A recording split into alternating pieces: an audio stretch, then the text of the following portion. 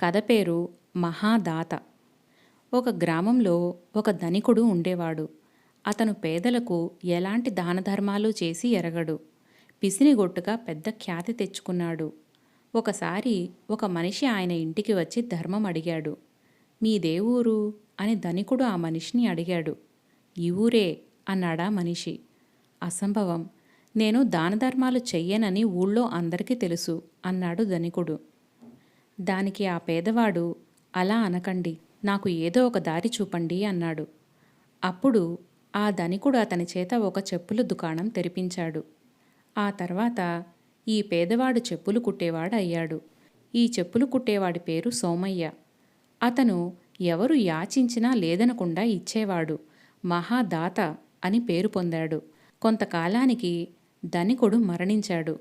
అతని చావుకు ఎవరూ విచారించలేదు. చెప్పులు కుట్టేవాడి దగ్గరికి మామూలు ప్రకారమే బిచ్చగాళ్ళు వస్తున్నారు. కానీ అతను నా దగ్గర ఏముంది ఇవ్వటానికి అనటం మొదలుపెట్టాడు.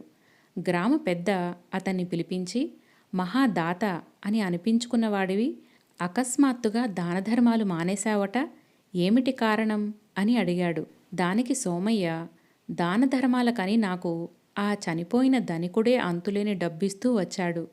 ఆ డబ్బు తనదన్న సంగతి ఎవరితోనూ చెప్పనని నా చేత ప్రమాణం చేయించుకున్నాడు. ఇప్పుడు ఆయన పోయారు.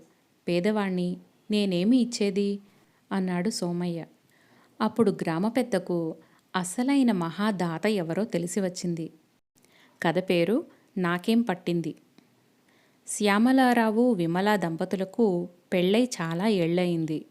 విమల చిన్న చిన్న కారణాలతోటే భర్తతో అనేకసార్లు గొడవకు దిగేది. ఆమె దురుసుతనానికి శ్యామలారావు అలవాటు పడిపోయాడు. ఆమె గొడవలను మౌనంగా భరించసాగాడు.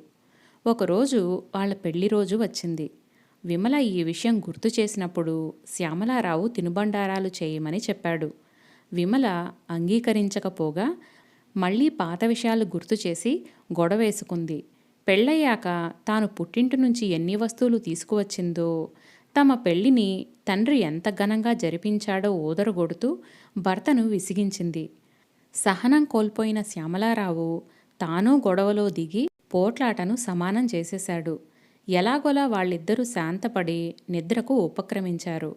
కానీ ఈ గొడవతో శ్యామలారావులో నిరాశ నిస్పృహలు తారస్థాయికి చేరుకున్నాయి. ఆ రాత్రి నిద్రపోతున్న విమల ఇంట్లో శబ్దం వినిపించి మేల్కొంది. ఇంట్లోకి ఎవరో దూరినట్లు పసిగట్టి దొంగతనం జరిగే ప్రమాదముందని శ్యామలారావును తట్టిలేపింది. పగటిపూట గొడవను నిద్రలో కూడా మర్చిపోని శ్యామలారావు, నేనెందుకు పట్టించుకోవాలి, ఈ ఇంట్లో ఉన్న వస్తువులన్నీ నీవే కదా, వాటి కోసం నేనెందుకు బాధపడాలి అంటూ అటు తిరిగి గురక పెట్టి నిద్రపోయాడు. తన తప్పు తెలుసుకున్న విమల మరొకసారి భర్తను విసిగించడం మానుకుంది. మరొక మంచి కథతో మళ్ళీ కలుద్దాం. నమస్తే.